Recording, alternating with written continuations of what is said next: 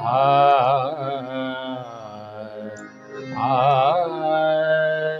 আ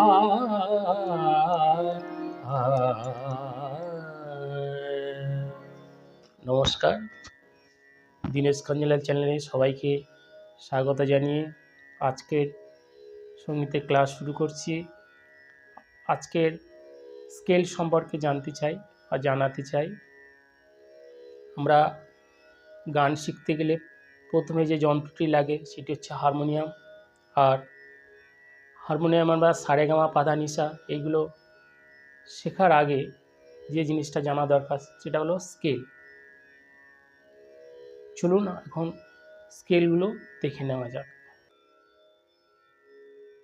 এইটি হলো সি, এর পরেরটা সি শার্প, এটা ডি, এটা ডি শার্প, এটা ই, এর কোনো শার্প নেই। এটা হচ্ছে এফ, এটা এফ শার্প, এটা জি, এটা জি শার্প, এটা এ, এটা এ শার্প, এটাকে বি ফ্ল্যাটও বলা হয়। এটা বি বা এটাকে ন্যাচারাল সি বলা হয়। এটা সি, এটা সি শার্প, এটা ডি, এটা ডি শার্প, এটা ই, এটা এফ, এটা এফ শার্প, এটা জি, এটা জি শার্প, এটা এ, এটা এ শার্প অর্থাৎ বি ফ্ল্যাট, এটাকে বি ফ্ল্যাট বলা হয়। এটা বি বা ন্যাচারাল সি, এটা সি, এটা সি শার্প, এইভাবে চলতে থাকে। সপ্তক সা রে গা মা পা ধা নি, এই সাতটা স্বরকে একত্রে বলা হয় সপ্তক। সপ্তক কটা? সপ্তক তিনটি।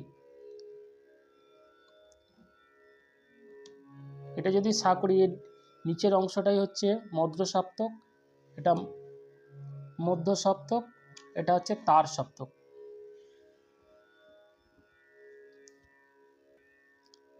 মোট স্বর হচ্ছে 12টি।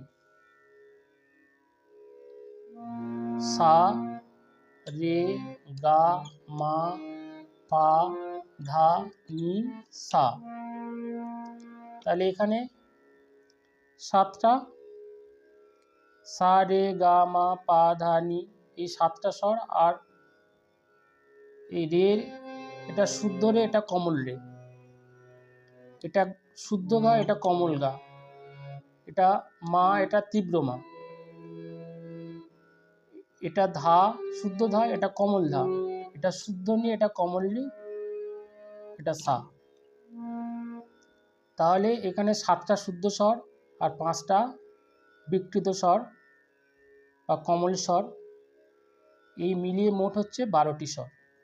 তাহলে এটা সা, বি ফ্ল্যাট, এটা সা হলে এটা হচ্ছে, এটা বি ফ্ল্যাটের সা হলে এটা কমল রে, এটা শুদ্ধ রে, এটা কমল গা, এটা শুদ্ধ গা, এটা মা, শুদ্ধ মা, এটা তীব্র মা, এটা পা, এটা কমল ধা, এটা শুদ্ধ ধা, এটা কমল নি, এটা শুদ্ধ নি, এটা সা।